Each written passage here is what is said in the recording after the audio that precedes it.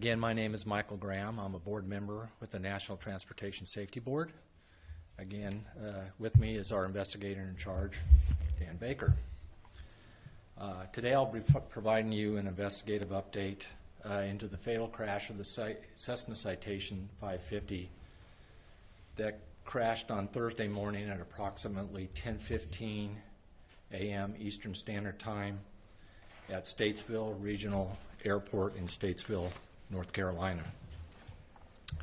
Again, before I go any farther, on behalf of the NTSB, again, I want to extend our most sincere condolences to the families and loved ones of those who lost their lives in this terrible tragedy. Our representative with the National Transportation Safety Board's Transportation Disaster Assistance Division is continuing to work with the family members and loved ones of those who lost their lives in this accident. And I want to thank the family members who have been assisting our team with the investigation during this terrible time. As a reminder, we are here to gather perishable evidence. The analysis portion begins after we gather all that evidence, and we will methodically and systematically review all the evidence and consider that those will be considered potential factors to determine the probable cause of this accident. Once again, the information I provide you today is preliminary and is subject to change during the course of the investigation. I do want to clarify a couple things that we said yesterday. First, I want to clarify that the accident aircraft departed from runway 10 at Statesville Regional Airport and attempted to land on runway 28 after approximately being airborne for 10 minutes. We do not know the circumstances which led the aircraft, which was a Part 91 general aviation flight, to attempt to return to the airport, but that is the focus of our investigation. I also want to clarify a question I received yesterday about a potential text from a passenger on board the aircraft. This morning, I can confirm that the NTSB is aware of one brief text from a passenger on board the aircraft to a family member that read, and I quote, "emergency landing." Again, that's emergency landing. We are not aware of any other communications from passengers on board the aircraft to those on the ground. We are still gathering information related to the pilots on board the aircraft, and I do not have any additional information to relay on who was in the left seat at this time. We do anticipate that more information on all the pilot-rated occupants will be included in our preliminary report. I can also confirm this morning that we have taken down several witness statements. We are still analyzing and validating much of the information contained in these statements. Early indications from multiple sources indicate that the airplane was stable on approach, configured for landing with the landing lights on, but the aircraft was coming in low. That information is consistent with the debris field our team continues to survey and consistent with with the first points of impact on the airport runway lighting stanchion located approximately 1,800 feet from the runway threshold. I want to provide some information on our team's activities from yesterday and what they are doing on scene today as I speak. Yesterday, our systems group documented the accident debris field, aircraft wreckage positioning, component locations, and the flight controls. Additionally, I mentioned yesterday the team recovered the cockpit voice recorder, which is now at our headquarters in Washington, D.C.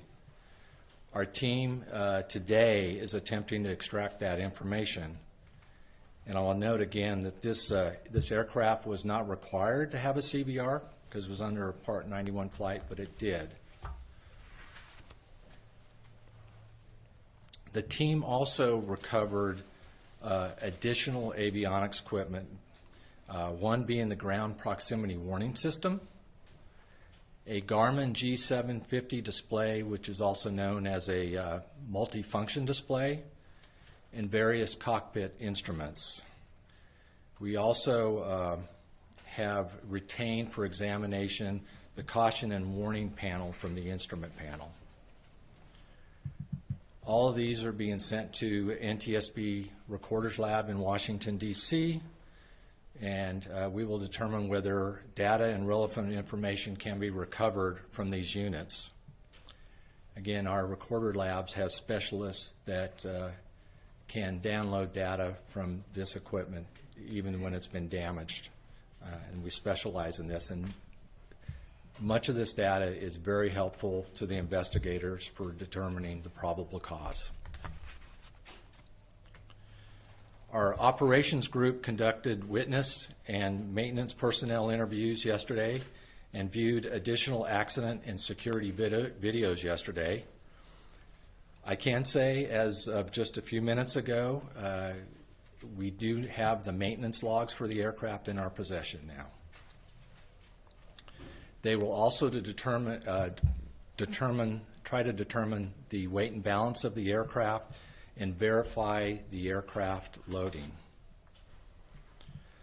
Our power plants group was able to examine both engines yesterday, and today the group will relocate the engines for further examination.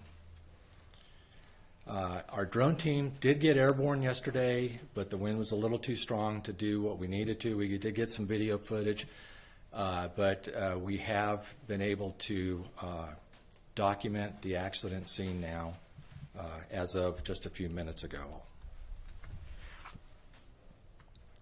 Additionally, the wreckage recovery and removal from the aircraft will begin today, or from the airport. And we anticipate releasing the scene to the local authorities within 1 to 2 days. I want to thank the many people who have reached out to us with videos, witness statements, other information that has been helpful for our investigation.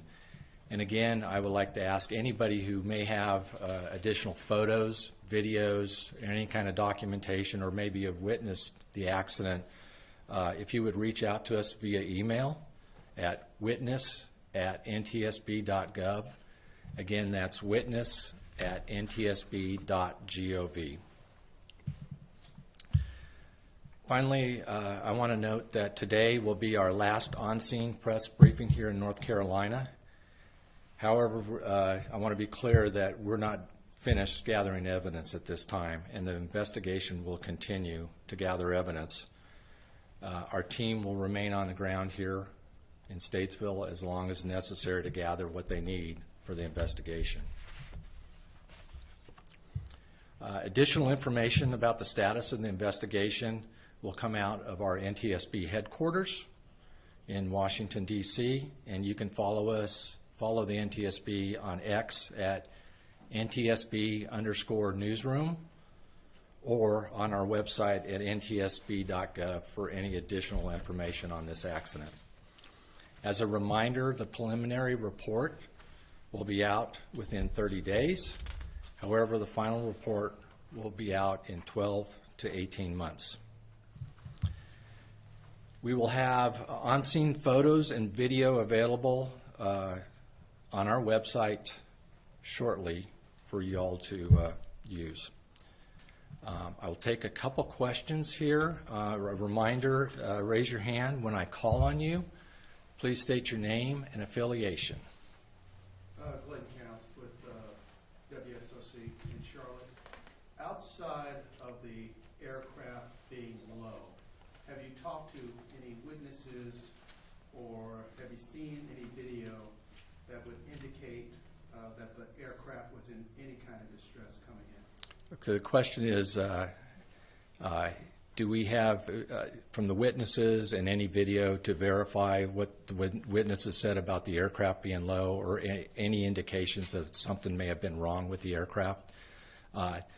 At this point, we have seen some of the videos. We have talked to various witnesses, some of them that are pilots and things like that. We don't have any information to determine if there's something, what emergency might be going on in the aircraft. It did look like the aircraft was configured appropriately for landing, but it was low in the videos also. But we have no other indications of what might have been going on at this time. Joe Marusak, Charlotte Observer, and just if I could ask two questions quick. How low was it? And then also, who was the family member and who did they text? Okay. First, let me go with the first question. How low was the aircraft?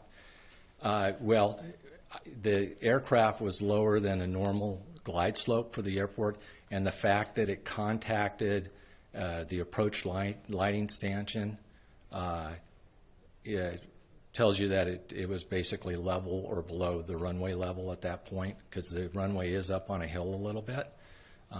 But that's part of where we'll determine exactly where it is. The other question you had was who was the family member that provided us with the text. We're not going to share that at this time.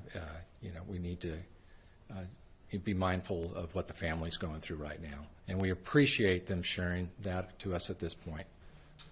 Jordan Bianchi, The Athletic. Is it unusual, what is the challenge of trying to figure out who the pilot was in this case and who was sitting in that left seat? The question is, what is the challenge of determining who the pilot was and who was sitting in that left seat?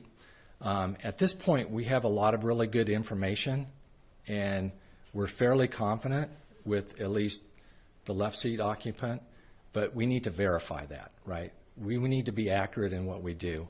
And we also, from a survival factors point of view, which is part of what we investigate, we want to know where everybody was sitting. And that's a little more difficult in a crash like this. Thank you. You had a question here. Yes, Peter Strada, TSA Sports. Is it abnormal for there to be a tree line that close to the runway's start? Okay. The question is it abnormal to have a tree line that close to the runway? I did briefly talk about this yesterday. The airport does sit up on top of the hill, and the approach lighting is either level with the runway or sometimes it's above, but it looks pretty level with the runway elevation. It may even dip down a little bit, and there's some trees down in between some of these. So the aircraft was well below the runway surface when it crashed. One more over here. Given the weather conditions at the time, did those conditions make it so that the ground proximity warning device was going to be especially critical in a situation like this? Oh, so the question is whether the weather was significant enough to have to rely on the ground proximity warning system. At this point, I don't have any information on that. We have looked at some of the weathers, the video, and the reported weather out of the weather reporting station was 1,200 broken, 5 statute mile visibility, which is visual flight rules. So it did have some heavy drizzle out there. That's part of what we'll investigate at this point. But I have no further comment on that as far as how it relates to the accident. Okay, thank you very much.